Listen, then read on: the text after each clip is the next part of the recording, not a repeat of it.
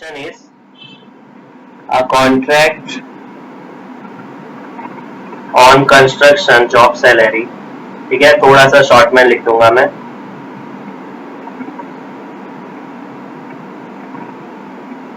Jobs specify penalties इनको specify करी गई है.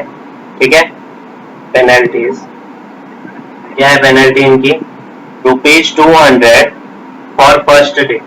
अगर फर्स्ट डे इन लोग ने लेट किया ना सबमिशन को, जैसे कि पेपर सबमिट करते हो ना आप लोग एक दिन बाद, ठीक है, तो अगर ऐसे एसएमसी में कॉन्ट्रैक्ट होता है, ठीक है, हमारा अभी सूरत म्युनिसिपल कॉर्पोरेशन है तो उसी की मैं बात करूं, तो उसमें अगर किसी ने अपना कॉन्ट्रैक्ट थोड़ा सा लेट सबमिट किया है ना, डिले किया अपने वर्क कंप्लीशन में, तो फर्स्ट डे की उनकी पेनल्टी लगती है ₹200. ठीक है, सेकेंड डे की उनको पेनल्टी लगती है ₹250 सेकेंड डे. ठीक है, 300 लगती है उनको थर्ड डे की पेनल्टी. जितने दिन वो लेट करेंगे वर्क में अपने, उतना पेनल्टी उनको लगता जाएगा और ये कंटिन्यूअस जाते रहेगा ईच डे 50 इंक्रीज करके. ठीक है, ₹50 ईच डे इंक्रीज होगा. ठीक है, तो कितना हमारे कॉन्ट्रैक्टर को पे करना पड़ेगा, how much our contractor will पे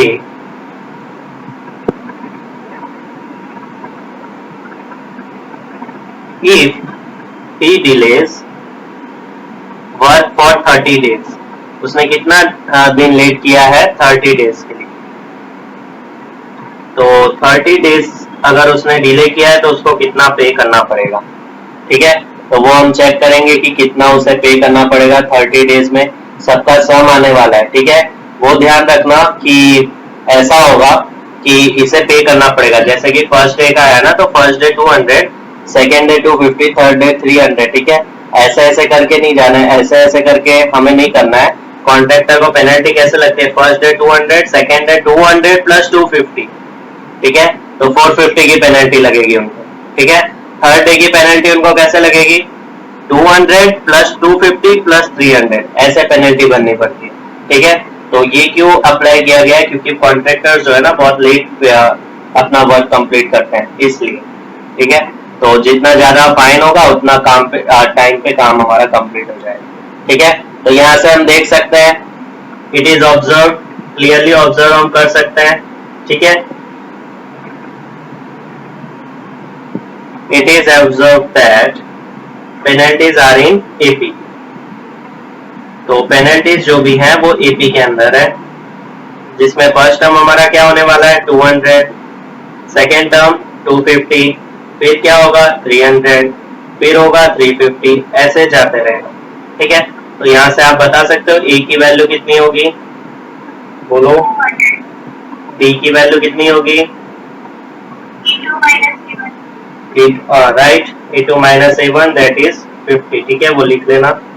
तो ये आ गया हमारा ए और डी. मैंने बताया था कोई भी एपी के अंदर अगर हमें ए और डी मिल जाता है तो सब कुछ हम कैलकुलेट कर सकते हैं. यहाँ पे कितना डेज इसने डिले किया है? 30. नंबर ऑफ टर्म कितना हो गया? 30. तो इसे पे कितना करना पड़ेगा? सम के इक्वल.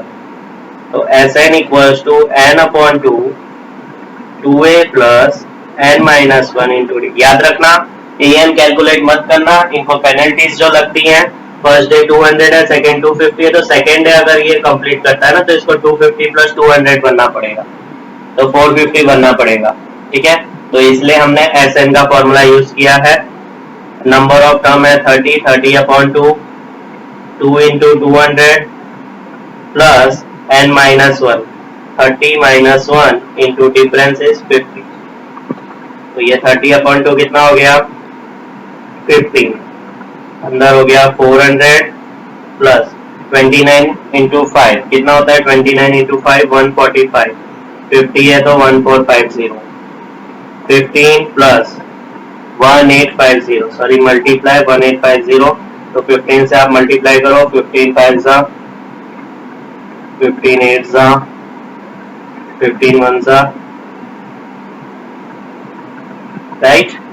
आप कैलकुलेट करोगे तो 27,750 रुपीज इसको पे करने पड़ेंगे. तो जब भी आपका ऐसा स्टेटमेंट है ना, तो आपको लास्ट लाइन लिखनी होती है, देयरफॉर कॉन्ट्रैक्टर विल पे पेनल्टी ऑफ ₹27,750। ठीक है, बहुत ही सिंपल से क्वेश्चन होता है ये, सिर्फ आपको थोड़ा सा समझना होता है। ठीक है, तो फटाफट स्क्रीनशॉट ले लो और किसी को भी डाउट है तो चैट कॉलम में लिखो। Question number 16, a sum of ₹700 is to be used, ठीक है, is to be used to give, इसे ध्यान से समझना, 7 कैश प्राइजेस। ठीक है, तो जो भी कैश प्राइजेस मिलने वाले हैं उसमें 7 स्टूडेंट्स को डिस्ट्रीब्यूट करने वाले हैं ₹700, लेकिन सबको इक्वल इन लोग डिस्ट्रीब्यूट नहीं करने वाले। ठीक है, इन लोग कैसे डिस्ट्रीब्यूट करेंगे? If each prize is ₹20 less than preceding size. ठीक है, जो भी पहले वाला प्राइस होगा उससे काफी मतलब ₹20 कम सबको मिलने वाला है। ठीक है, 7 स्टूडेंट्स को इन्हें प्राइस देना है, तो फर्स्ट का प्राइस कितना होगा वो हमें सब कैलकुलेट करना है, सेकंड का कितना होगा, थर्ड पे जो आया उसको कितना मिलेगा, फोर्थ पे जो आया उसको कितना मिलेगा, और लास्ट जो आया उसको कितना मिलेगा। मतलब हमको सबको कितना प्राइस मिला वो कैलकुलेट करना है। तो ध्यान से देखना,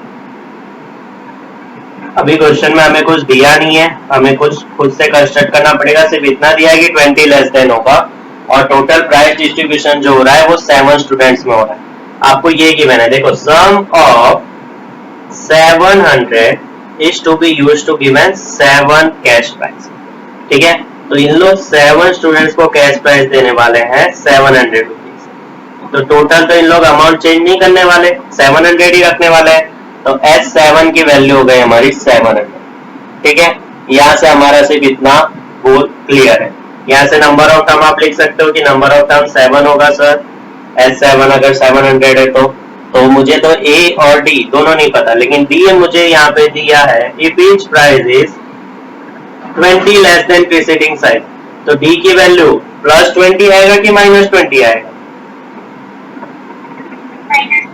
-20। क्यों -20? लेस देन प्रीसीडिंग साइज है। जब लेस देन होता है ना तो आपको माइनस लिखना होता है। ठीक है, जब मोर देन होता है ना तो आपको प्लस लिखना होता है। तो ये चीज आपको ध्यान रखनी है। ठीक है, तो हमें यहाँ पे कुछ सपोज करना पड़ेगा। Let cost of first price, first जिसको मिलने वाला है उसे मैं कंसीडर करता हूँ X रुपीज उसको मिलने वाला है। ठीक है, जो भी फर्स्ट पे होगा उसको X रुपीज मिलेगा। तो सेकेंड पे होगा उसको कितना मिलेगा? सिंपल सी बात है, X -20। थर्ड पे होगा उसको X -40। फोर्थ पे होगा वो X -60, ऐसे जाते रहेगा। ठीक है, थर्ड पे होगा उसको कितना मिलेगा? X -40, इससे भी 20 का। ठीक है, तो यहाँ से मुझे ऐसा पता चला कि मेरा फर्स्ट टर्म जो है वो तो X है, इतना तो मुझे यहाँ से पता चल गया। तो मैं वो फटाफट फाइंड कर लेता हूँ। अगर मुझे X की वैल्यू मिल गई तो मैं 7 के 7 प्राइस लिख सकता हूँ। ठीक है, तो यहाँ पे मैं लिखूंगा Sn equals to n/2 2a plus n-1 into t। Number of term हमारा कितना है? 7। फर्स्ट टर्म कितना है? X। 7 -1, कॉमन डिफरेंस कितना है? -20। तो 7/2 इंटू 2x प्लस 7 -1 होता है 6 इंटू 20 होता है 120, और माइनस इंटू प्लस माइनस हो जाता है। ध्यान देना, इधर से कुछ कॉमन आ रहा है, हाँ 2 कॉमन आ रहा है, तो मैं 2 को बाहर ले लेता हूं। अंदर क्या बचेगा? x -60, right. 2 और 2 यहाँ से कट हो गया, 2 कॉमन ले लिया मैंने। S7 की वैल्यू कितनी है? 700। अब ये 7 को डिवाइड कर दो, तो 700/7 इक्वल्स टू x -60। आगे सॉल्व कर लेंगे, बहुत ही सिंपल सा है। 700/7 कितना हो गया? 100 हो गया। यहाँ से सिर्फ मैंने 2 कॉमन लिया, ठीक है। ये स्टेप जिसे समझ नहीं है, यहाँ से मैंने 2x था, 120 था, इधर से 2 कॉमन ले लिया, उसे मैंने बाहर लिखा, 2 और 2 वहां से कट हो गया। ठीक है, तो 100 इक्वल्स टू x माइनस 60 आ गया। तो यहां से आप कैलकुलेट कर सकते हो, 60 को लेफ्ट साइड भेजो, 160 इक्वल्स टू x, मतलब फर्स्ट वाले को कितना मिलने वाला है 160 रुपीज, सेकेंड वाले को कितना मिलेगा 140, थर्ड को 120। इसके बाद आप कैलकुलेट कर सकते हो आगे